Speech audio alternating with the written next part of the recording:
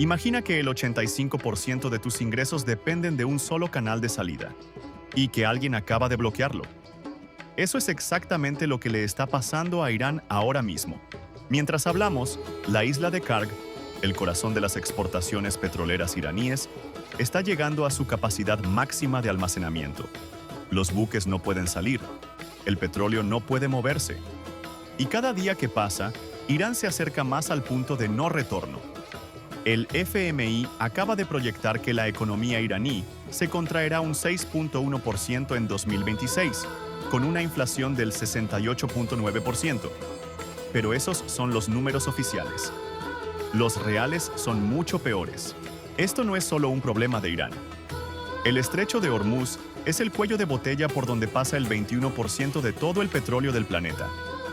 Si Irán colapsa de forma desordenada, los precios del crudo no suben, se disparan. Y eso lo sientes en el precio de la gasolina, en el costo del transporte, en cada producto que consumes. Lo que está pasando en Teherán hoy va a aparecer en tu bolsillo mañana. Para entender por qué Irán está al borde del colapso económico, tienes que entender una cosa. Las sanciones no son nuevas. Llevan 40 años presionando la economía iraní. Pero hay una fecha que lo cambió todo. 2018.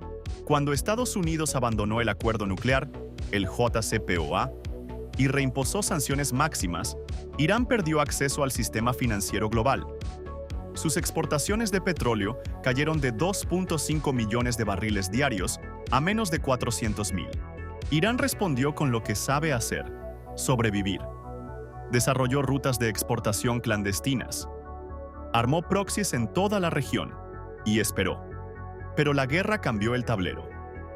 En junio de 2025, los ataques de Estados Unidos e Israel destruyeron instalaciones nucleares en Natanz. La respuesta iraní fue cerrar el estrecho de Hormuz. Lo que nadie esperaba es lo que vino después. Estos son los números que importan. 68.9% de inflación proyectada por el FMI para 2026. Para que tengas contexto, Venezuela tenía inflación similar en 2014, cuando empezaba a colapsar. El 85% de las exportaciones iraníes pasan por el estrecho de Hormuz. Con el bloqueo activo, ese canal está paralizado. El sector petrolero representa el 25% del PIB iraní y el 40% de los ingresos del Estado. Si el petróleo no se mueve, el Estado no cobra. Y aquí está el dato más crítico. Después de solo 13 días de bloqueo total, Irán agota su capacidad de almacenamiento de crudo. En ese punto, tiene que cerrar sus pozos por la fuerza. Y cerrar un pozo de petróleo maduro no es como apagar una llave, puede dañarlos permanentemente. Hay reportes de que miembros de la IRGC, las fuerzas revolucionarias, el ejército del régimen, están dejando de recibir sus salarios. Piénsalo así: si la guardia del régimen no cobra, ¿quién mantiene al régimen en pie? En este tablero hay 3 jugadores principales, y cada uno tiene una lógica completamente diferente. Estados Unidos está ejecutando una estrategia de estrangulamiento económico. No es invasión, no es guerra abierta. Es bloquear los puertos iraníes hasta que el régimen no pueda financiar ni su propio ejército. Washington calcula que el dolor económico es políticamente más sostenible que un conflicto terrestre. China tiene reservas estratégicas masivas y puede esperar. Tiene a Rusia como vecino y proveedor. No necesita el petróleo iraní hoy. Lo que evalúa es si la caída de Irán le conviene. Y por ahora, mantiene ambigüedad deliberada. Irán está en modo supervivencia. Su cálculo: si cerramos el estrecho, le duele al mundo entero.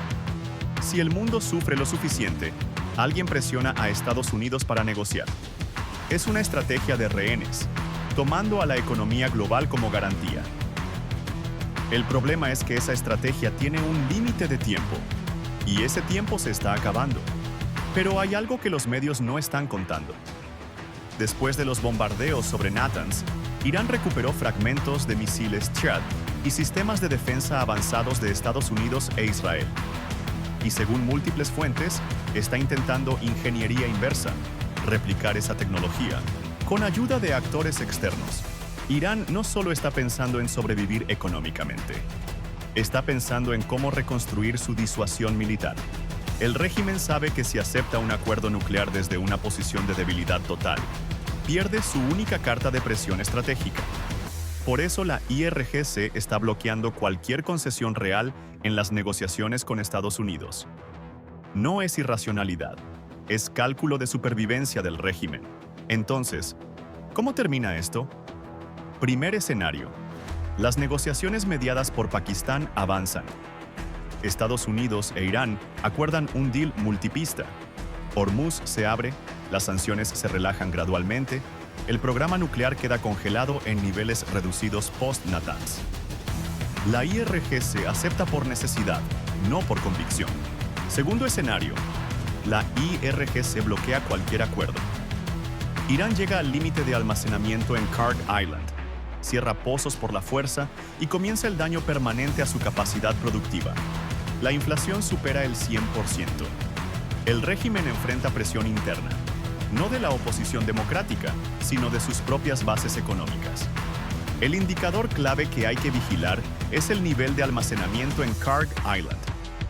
Si llega a capacidad plena en los próximos días, no hay vuelta atrás sin un acuerdo inmediato.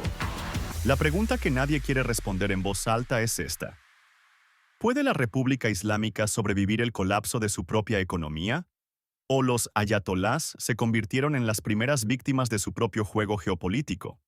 Deja tu respuesta en los comentarios. Y si quieres saber quién gana realmente si Irán cae, el próximo video va exactamente sobre eso.